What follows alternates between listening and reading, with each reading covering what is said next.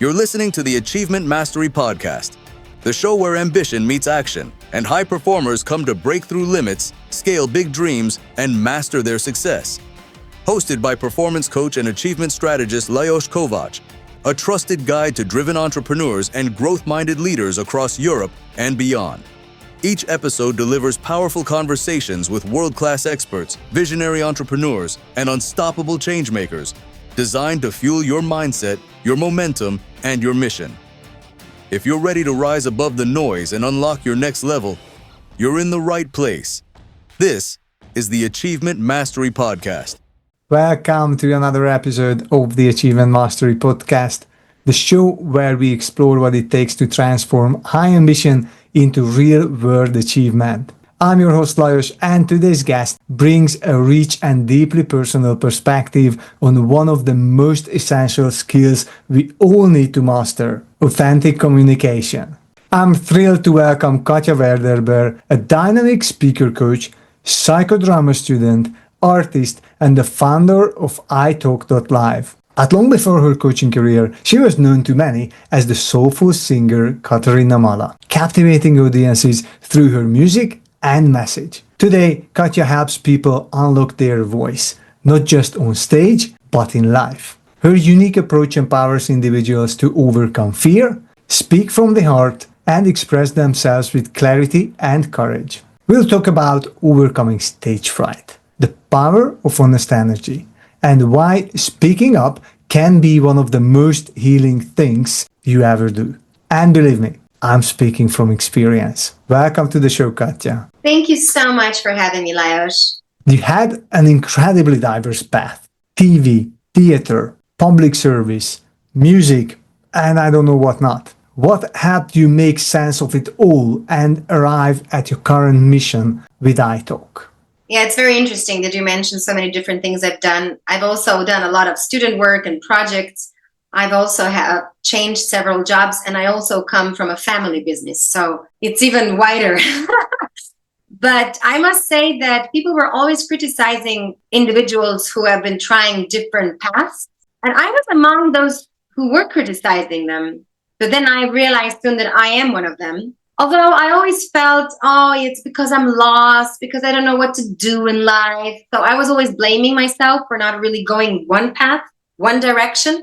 But you know what? Today, I am so grateful for everything I've tried because I can work with my clients on so many different levels. I understand the public service. I understand the private sector. I understand the entertainment world and everything in between. I understand how artists are struggling, how managers are struggling, one from the money that's not there, one from the money that's there, but there's no inner satisfaction. So I have so much insight that it really helps me to work with clients and to be very authentic, because that way I can coach people, teach people, support people from my own experiences, because I've gone through highs and lows of each and every project I've attended and done.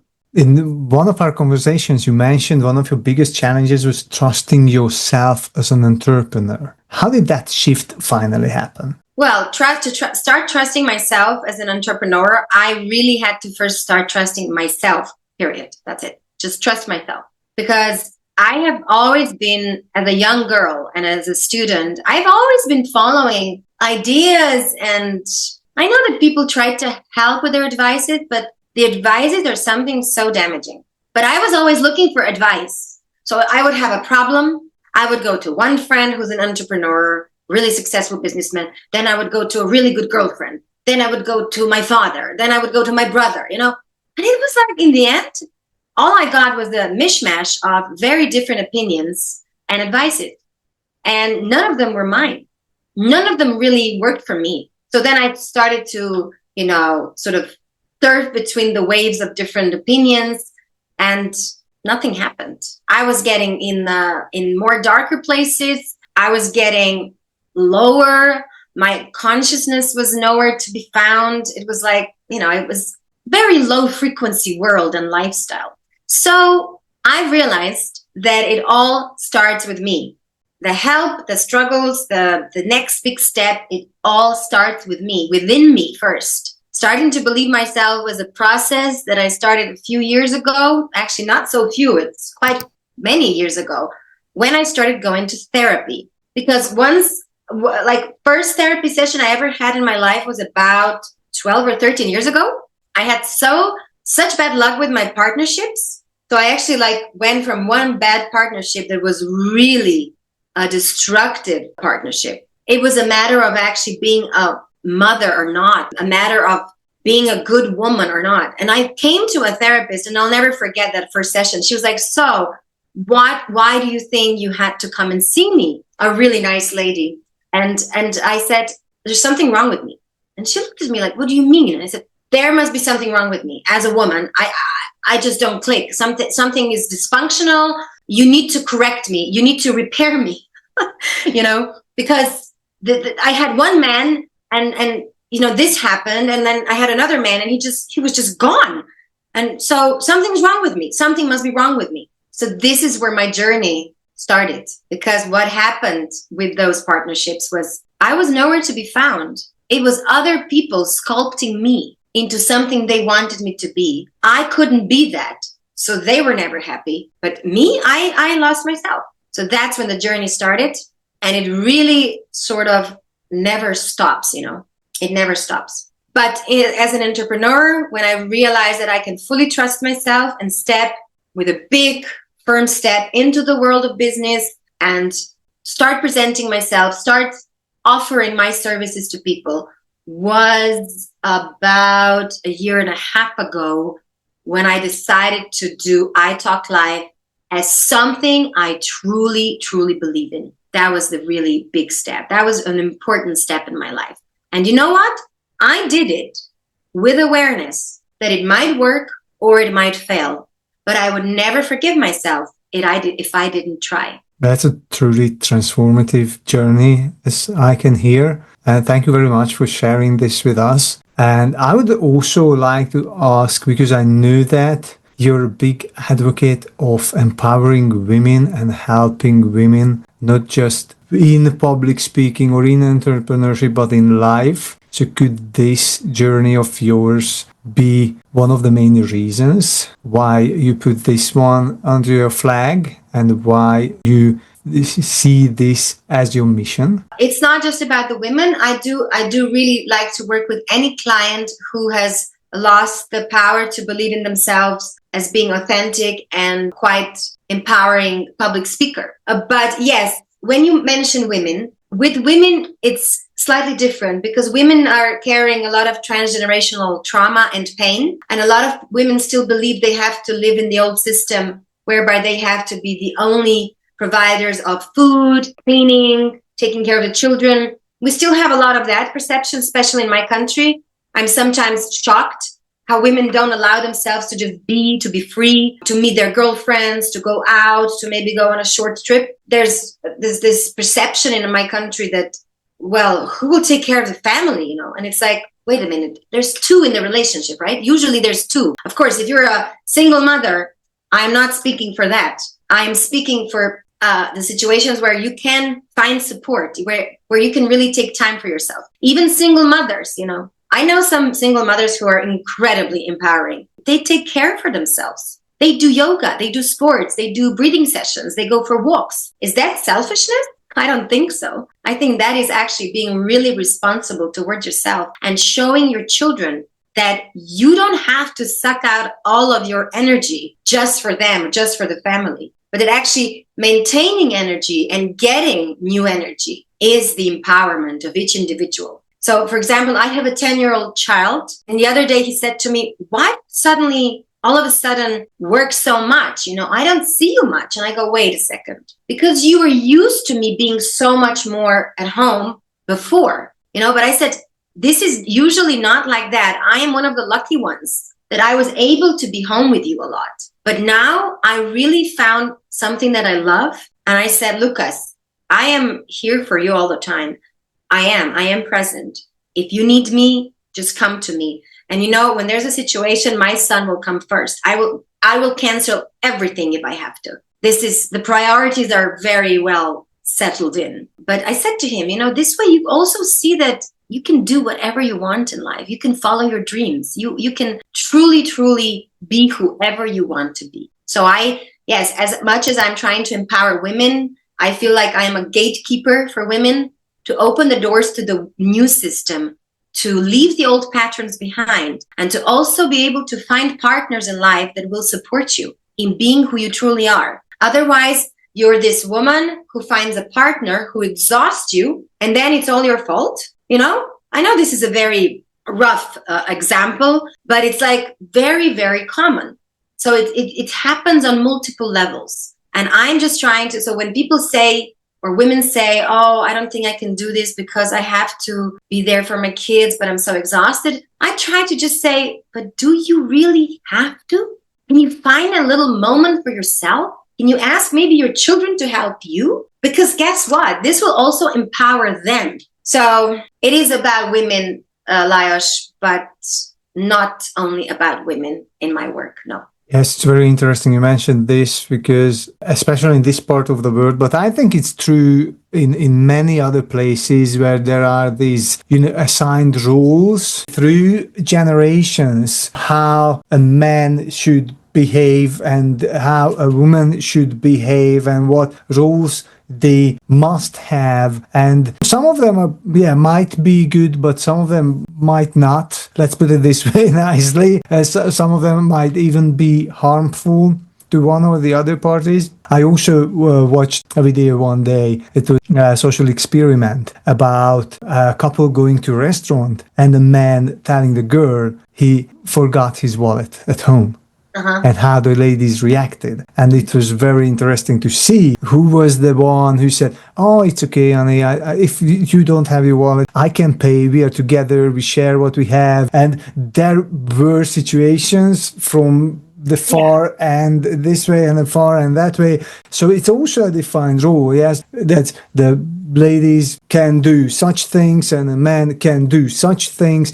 Sometimes it's a cage. And if someone wants to break out of that cage, I think they need empowerment and they really need examples. And also just going with the flow really helps. Like this situation with the wallet.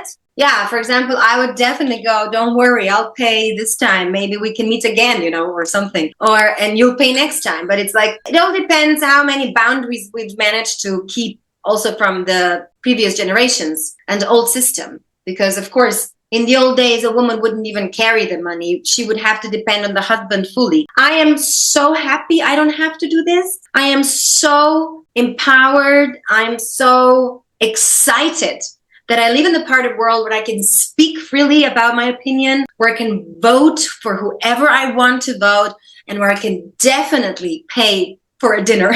That's like a shining light. And that's where I'm trying to open the door for other women, because also education, look what's happening in Iran, look what's happening in Afghanistan. We're not going forward, we're going backwards. That's why the certain individuals like myself, I really feel empowered to push forward and not do it against men. Never. I am not in the feminist part of the situation where, because feminism was crucially important for women to start breaking through the old belts, that were so thick, all the boundaries. It was crucial. But I'm not there at the moment. I am in my true self trying to just show to women that you can move on, be authentic self, and have a supportive partner as well. Because actually there's a lot of good men out there. And also the ones that are not good, they're in a lot of pain. But unfortunately, many of them are afraid to look into it.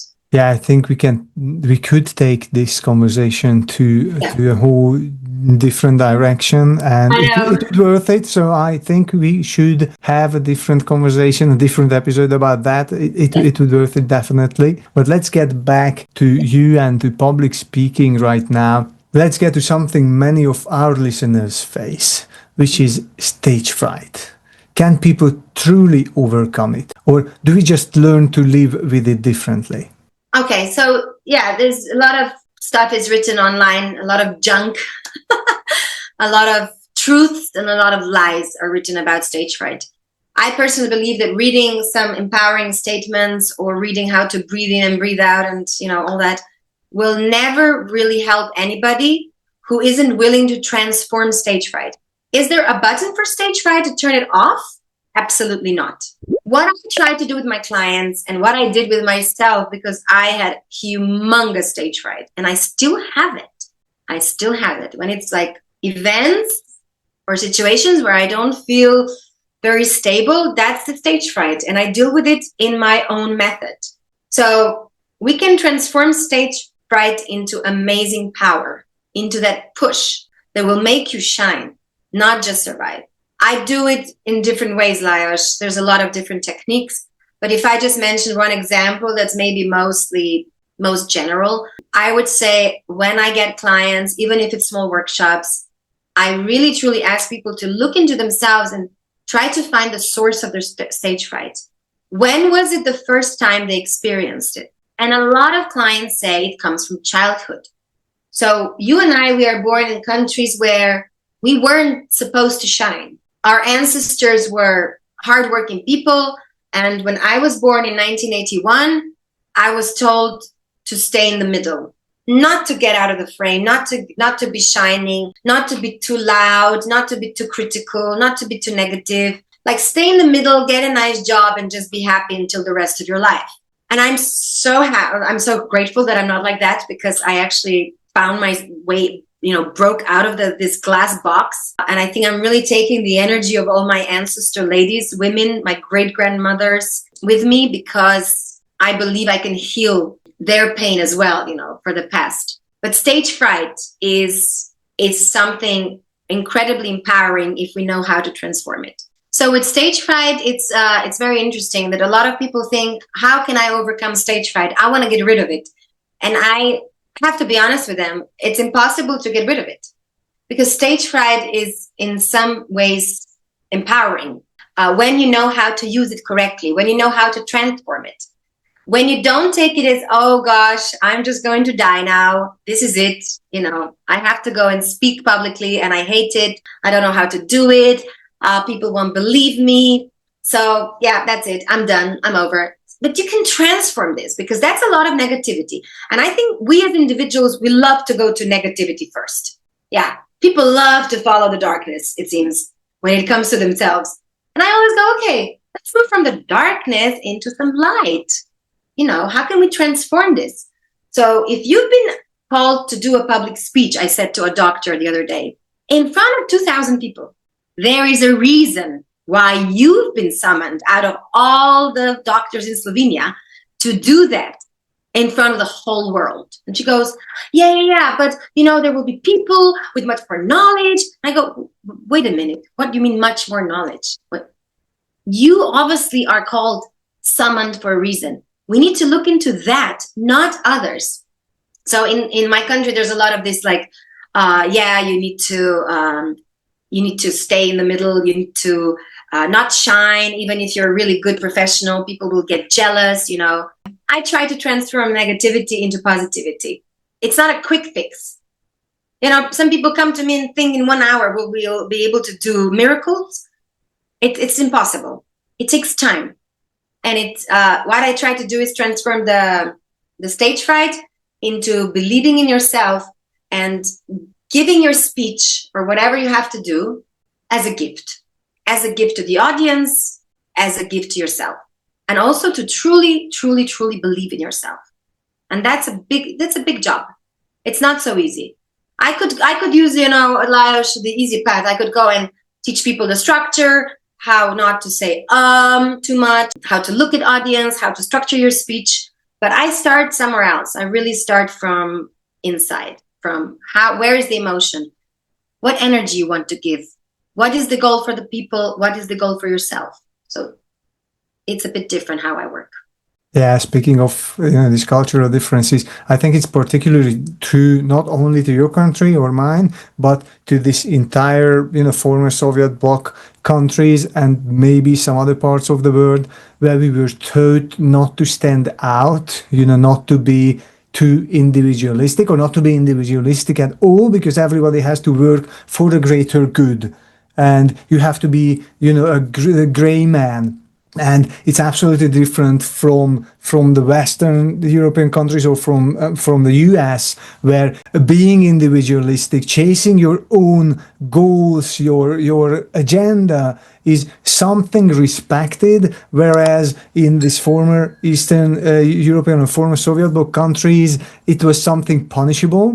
So, and that's what I also see as a coach, with entrepreneurship. So people have some internal barriers, some limiting beliefs about standing out, about dreaming big, about making their dreams come true. And I see this actually also how these public speaking coaches work, depending from where they are coming from or what audience they are working with, so what they focus on. So I haven't found two public speaking coaches that were exactly the same or teaching exactly the same, because in the US or in the Western part of the world, it's more accepted in society to chase your own dreams. It's being taught from the beginning. Whereas we were like, don't shine, don't be too loud, don't speak up. They are continuously forced to speak up. They're continuously encouraged to present themselves. Because in United States, for example, if we speak about them, they don't have the social system as our countries. I come from socialist country where the trauma from the socialism is still here. And of course, a lot of people are relying on the social service. Oh, if I get a normal job, I'll get my paycheck, I'll get my sick leave. If I have some struggles, I ask my country for support. In the United States, none of that exists. You either make it or some people say you either make it or you die, because I have quite a lot of American friends here in Slovenia, and they say the support there is zero. You have to make it by yourself. Yeah, and you and I, we come from countries where, for example, in my schools, being called in front of the blackboard was almost like a punishment. You had to wait as a child behind your desk, and you were shaking if your name is going to be called. And that was public speaking. But did they reward it? Was it a reward for me getting a bad grade because I was called and I was unprepared? No, it was like a punishment. So when I look into clients' past, when I ask them, where is the fear coming from? Many, many times it's from schools, and many, many times it's from the families. I was like a child, I was playing piano and I was singing obviously a lot. So my parents would sometimes go, and I know they didn't mean anything bad by that, but they would go, you know what, we're going to this family now, maybe you shouldn't talk so much, or maybe you shouldn't be too loud. Or sometimes they would say, hey, Katja will sing something. So it's like a push and pull. You shine, don't shine, be you, don't be you. All these extremes, And when I ask my clients who's their favorite public speaker, often they mention the Americans, because the Americans really, truly live it. And when I say, yes, but this person actually believes what they're saying, not just that, they really, truly feel it. It's back to being authentic, Lajos, back to being yourself. Before we continue, if you're enjoying this conversation, make sure to subscribe to the Achievement Mastery podcast on your favorite podcast platform so you never miss a future episode. You can also follow us on YouTube for video interviews and bonus content, and feel free to leave a comment. We love hearing what resonates with you. You said your method is to first empower the person before teaching structure. Why is belief more important than technique, in your opinion? I teach people to believe in the words they're saying, because if they won't believe in the words they're saying, these words will be gone. Nobody else will believe in them as well. I truly, truly believe if you are not speaking from your heart, and I mean really believing what you're saying, the people will not believe you. So if you want to, let's say, sell something, or if you want to convince your audience into something, you better believe what you're saying. And if you don't believe it, ask yourself, why don't you believe it? What could you change? Maybe you're in a position you're not enjoying. Like a lot of people try to sell products and they're not good at it. It's because they don't truly believe it. So the belief is the first thing I try to look into, because I get a lot of quite self-confident people. So I get a lot of managers who have achieved amazing things. So when they come in the public speaking, a child within them gets broken. Something goes wrong. And sometimes we don't really know what to look into it. We cannot discover it. But often it is the past. Very often it is the past. And the belief is when I try to explain to people or make them believe that nothing will go wrong, even if they do something wrong, as long as they believe in the words they're saying. So clients come, they start a speech, or they start practicing questions because maybe they have some panels to guide or, to lead. And something's missing there. And I'm like, who wrote this? And they're like, a bit embarrassed to say, but it was AI. So then I say, but you don't really feel these words. These words are not coming from you. So yes, you can help yourself with the structure, with AI. But hey, you have to adapt it to yourself. Or there is no way, because, the other day I had a guy and he was trying to, in English, to talk in English, to speak in English. And I said, something's not right here. You cannot even say the words you're saying because they're like Oxford. You sound like a professor. Yeah, but ChatGPT told me so. And I said, yeah, because you didn't teach ChatGPT to be you. First you have to teach AI to be you, import some text. There's ways of doing that. I'm not going to explain that, and then you need to transform the speech and make it more like you. So if you don't like a certain word that sounds too professional, change it into something more simple. Because when you will say it, people will actually believe you. Yeah, you're absolutely right. I've been on a networking meeting one day, and it was an online meeting. And it was so clear that the lady who did the introduction, the intro part of the session, was reading a text from ChatGPT because all the wordings and everything is so specific and so obvious.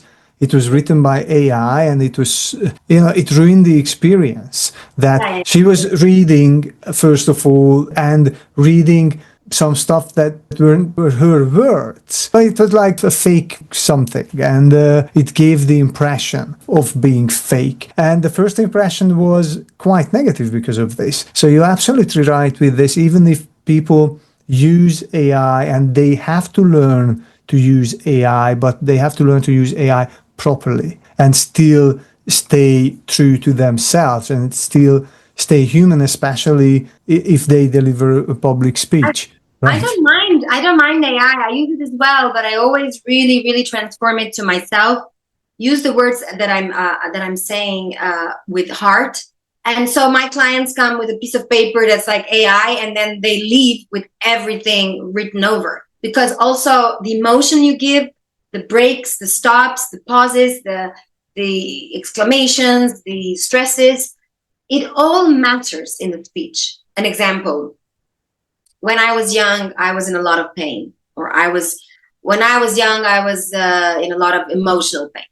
And if you just say like, when I was young, I was in a lot of emotional pain. So if you would be reading it from a text, we get to you, right? It's like, nobody believes that. If I was young, no. But so I teach my clients, right?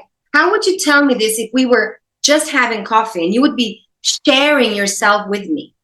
So open up to me. How would you say it? And they go, when I was young, I was in a lot of emotional pain. And I go, there, that's it.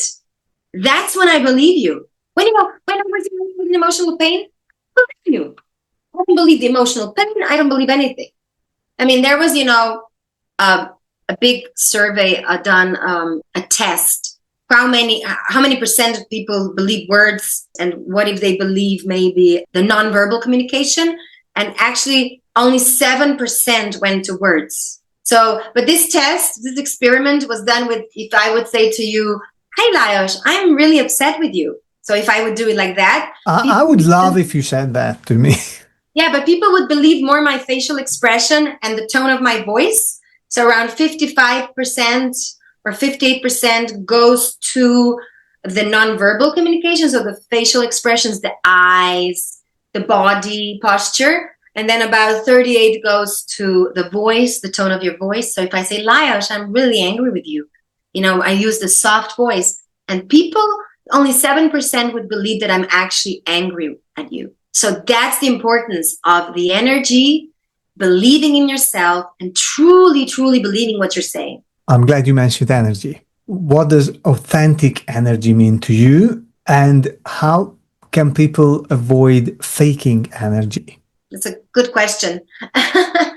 Because there is Okay. a lot of speaking. I tell you a quick story about this. I heard a saying from, I think it was from Brendon Burchard, and he said people are like power plants because a power plant doesn't have energy, it creates energy. And it's also true to people. So as much energy you create, as much you are able to convey to other people, and they're also able to generate energy, and they can spread all the energy. But you don't have it, you create it. Yeah, it comes from yourself, right? When I go to a public speaking position, my energy completely shifts because I take it as a gift to my audience. And this is how I generate energy for myself. Because as a singer, I never went on a stage with, people are here for me. It doesn't matter what I do. No. Always with a lot of humbleness and a lot of respect for my audience. And always with this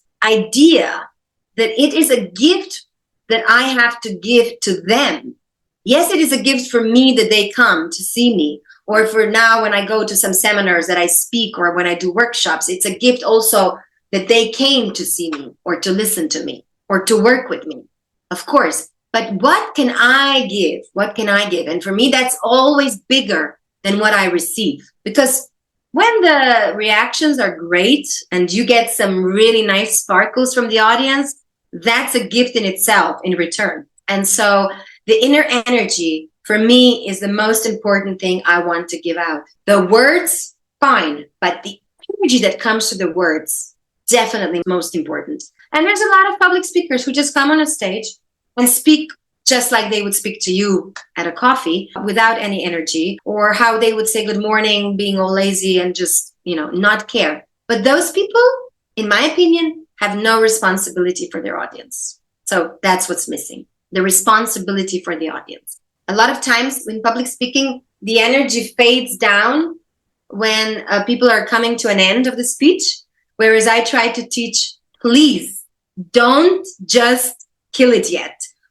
Keep going. Use your last atoms of energy to really make something incredible right at the end. To leave the impression, to be remembered for a longer time. In today's world, we are bombarded with news. We are bombarded with fast content from our phones. That's why just give something that will stay with the audience and take your time for it as well. Thank you very much for sharing this with us. And now let's continue with our rapid fire question section, in which I ask 3 questions from our guests. So Katja, here are my rapid fire questions to you.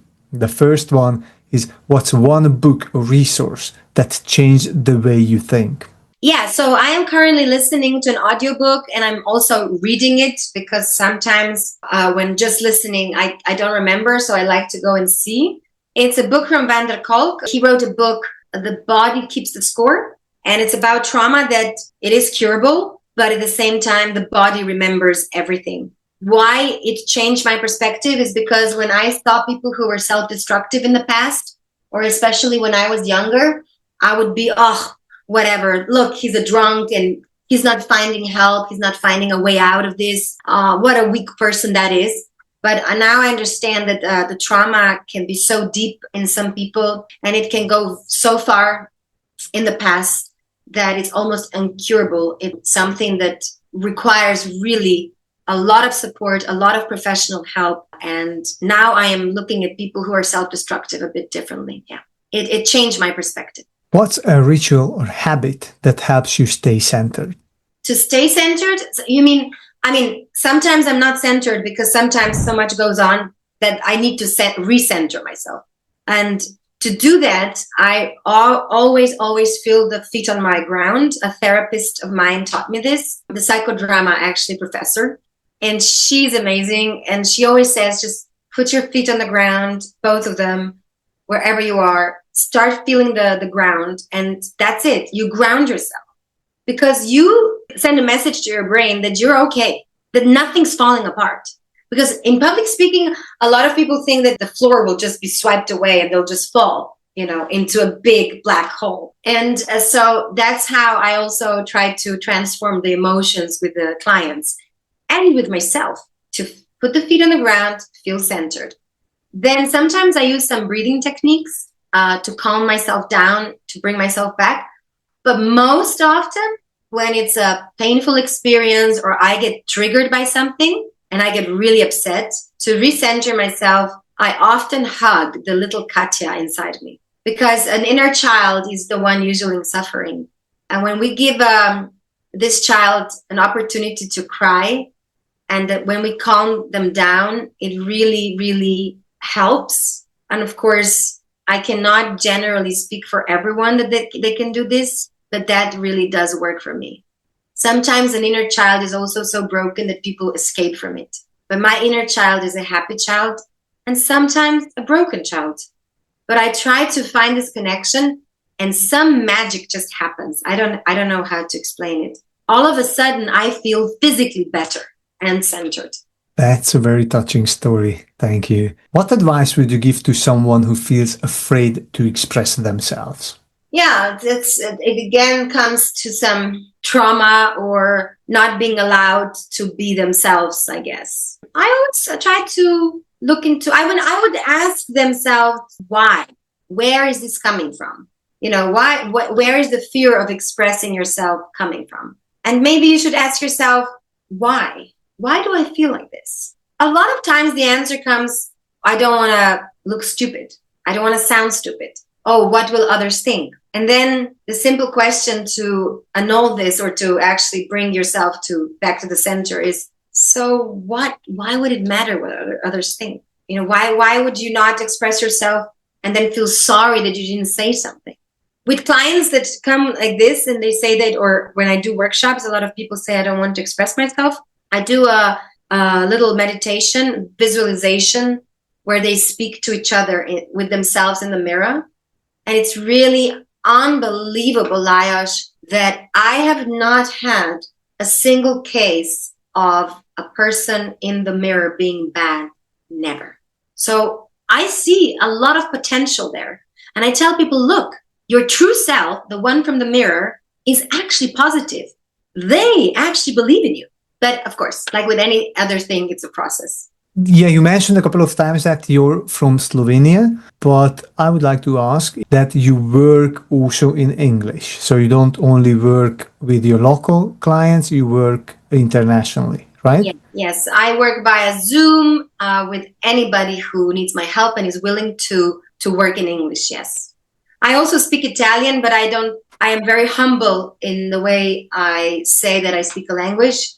So when I say that I speak a language, I really have to speak it. And with Italian, I don't think I would feel as confident to say that I can work in it. But I speak pretty well. English is much better for me. So online, definitely, online support. Online world is maybe slightly colder world. Sometimes I use webinars, and a lot of times I speak to empty little squares with names in it. But you know what? I ask people to turn the camera on, and a lot of people do. I try to find the context through the camera as well. And as much as digitalization disconnected us, it has incredibly connected us with the whole world. So I'm more than happy to help people around the world, yes. Katja, thank you so much for joining me today and for sharing your powerful story and the wisdom you've gained along the way. Your approach to speaking and healing is refreshing, raw, and deeply, deeply human. For those listening, you can connect with Katja and explore her work at www.italk.live. We've included all the links in the show notes below. And if you enjoyed this episode, please take a moment to subscribe, leave a review, and share it with someone who's ready to find their voice. Until next time, keep striving, keep growing, and I will see you in the next episode of the Achievement Mastery Podcast. Thank you, Katja. Thank you, Lajos, for having me. And I wish all our listeners to get out of the comfort zone and to shine whenever they feel like saying something. Thank you so much.